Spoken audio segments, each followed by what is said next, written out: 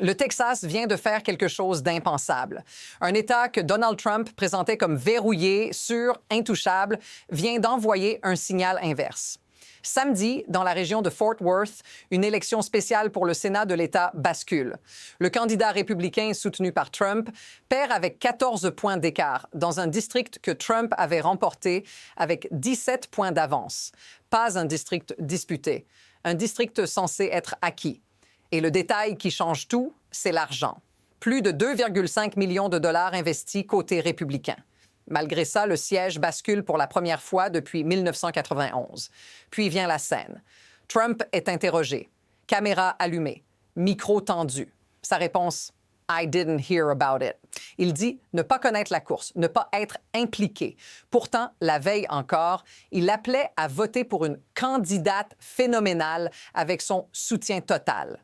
Et si le plus important n'était pas cette défaite, mais ce qu'elle oblige désormais Trump à éviter de regarder? Ce qui s'est passé au Texas n'est pas un accident isolé. Et c'est là que l'histoire devient beaucoup plus lourde que ce simple siège local.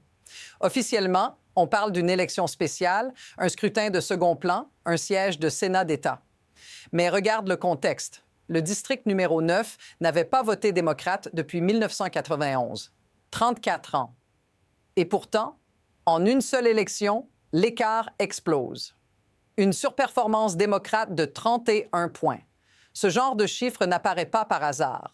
Il apparaît quand quelque chose se décale sous la surface.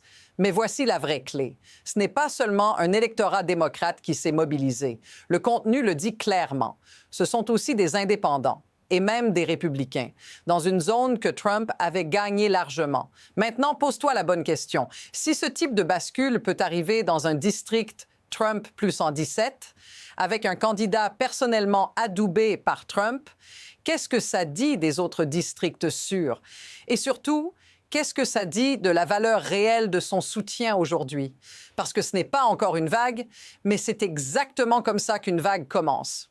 Il y a une affirmation forte qui circule depuis des années autour de Trump. Son soutien ferait gagner. Et cette élection vient de la mettre à l'épreuve, frontalement. D'abord, les faits. La candidate républicaine Lee Womansgans bénéficie d'un soutien public et répété de Trump. Le jour du vote, il écrit « Get out and vote for a phenomenal candidate who has my complete and total endorsement ». Le district est classé Trump plus 17. Les républicains y investissent plus de 2,5 millions de dollars. Malgré tout, le siège bascule avec une victoire démocrate de 4 points et une surperformance totale de 31 points.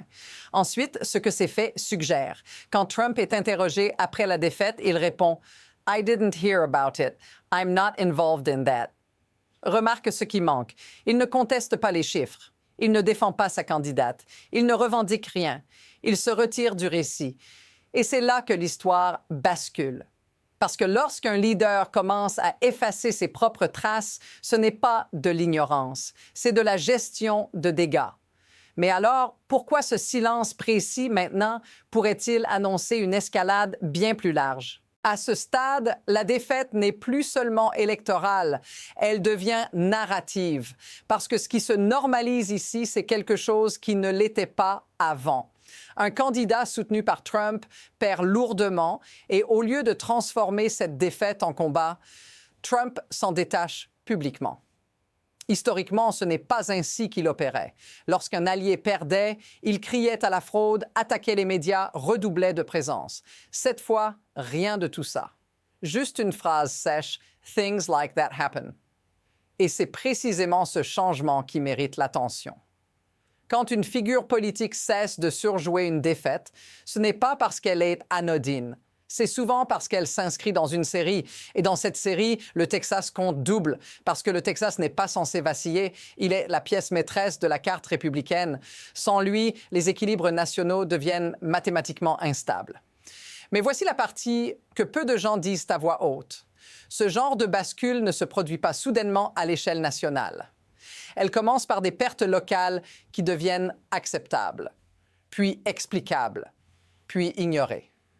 Et une fois que l'exception devient la norme, le terrain est déjà en train de céder. Les preuves deviennent plus difficiles à ignorer quand on regarde l'écart entre les discours et les actes. D'un côté, Trump martèle encore que « whoever I endorse wins ». De l'autre, cette course précise raconte l'inverse, chiffres à l'appui.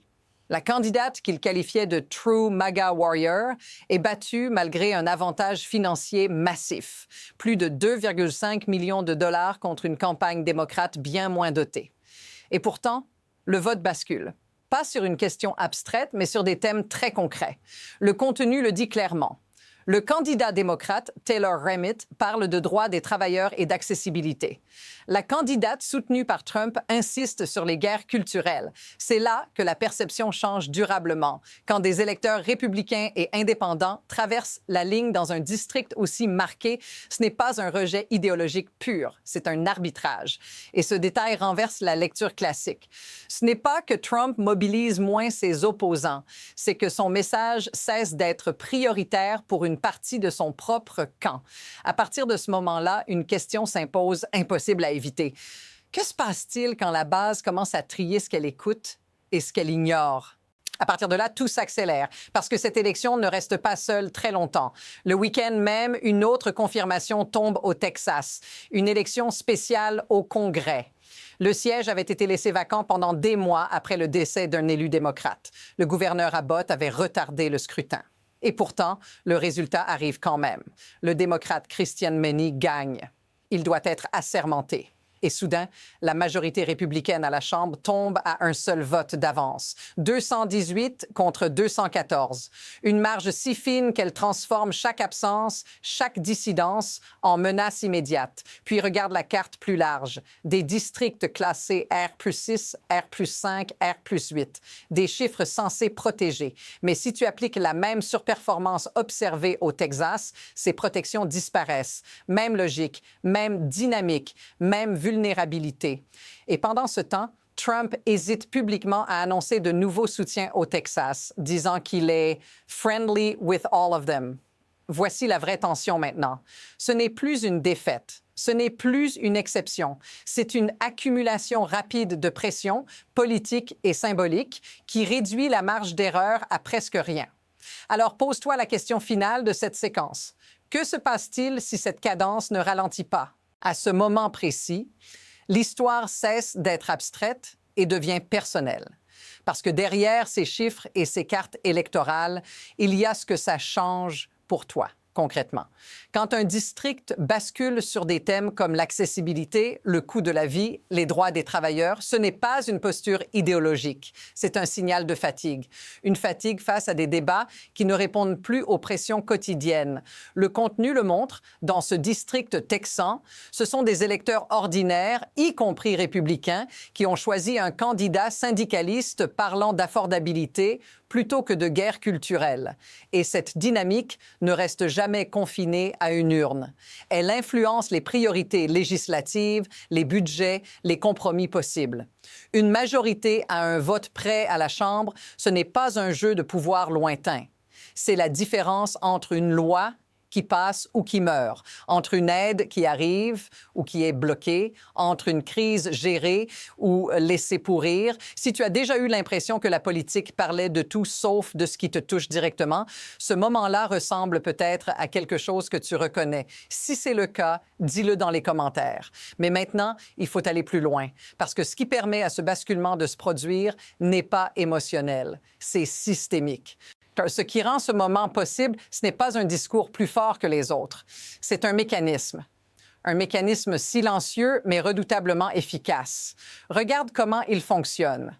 D'un côté, un système politique qui récompense la polarisation rapide, les messages simples, les conflits permanents.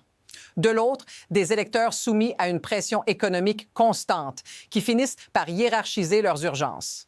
Quand ces deux forces entrent en collision, quelque chose cède. Le spectacle cesse de suffire.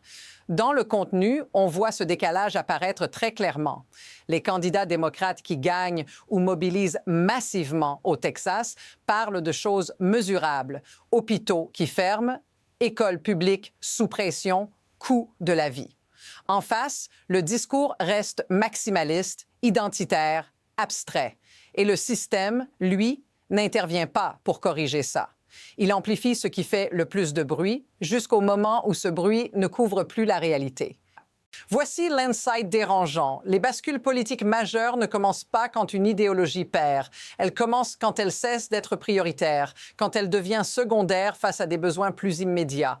À ce stade, même une machine bien financée peut décrocher. Et si ce mécanisme est enclenché dans un État comme le Texas, la question n'est plus s'il va s'étendre, c'est à quelle vitesse.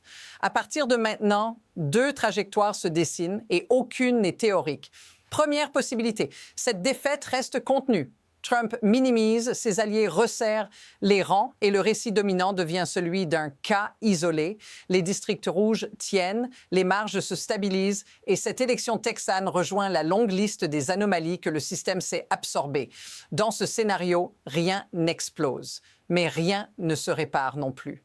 Deuxième possibilité, les signaux s'additionnent. D'autres élections spéciales, d'autres districts classés R+5, R+6, R+8 qui deviennent compétitifs. La majorité à la Chambre reste suspendue à un fil. Un vote d'avance, une absence, une fracture interne. Et chaque fois que Trump hésite à assumer une défaite, chaque fois qu'il se détache d'un candidat qu'il soutenait la veille, la perception change un peu plus. Ce qui rend ce moment instable, c'est l'incertitude. Personne ne peut encore dire quelle trajectoire l'emportera. Mais le mouvement, lui, est déjà visible. Les cartes ne sont plus figées. Les certitudes deviennent conditionnelles. Et dans un système politique construit sur la prévisibilité, ce genre de flottement est dangereux. Parce qu'à ce stade, la prochaine décision, le prochain scrutin, le prochain silence est déjà en train de se former. Ou il y a une idée simple qui permet de tout relire autrement. Cette histoire ne parle pas seulement d'un candidat qui perd. Elle parle d'un pouvoir qui glisse quand il n'est plus assumé publiquement. Quand Trump dit « I didn't hear about it », il ne nie pas une élection.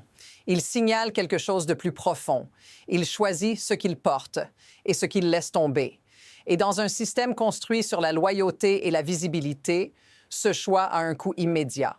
Reprend toute la séquence.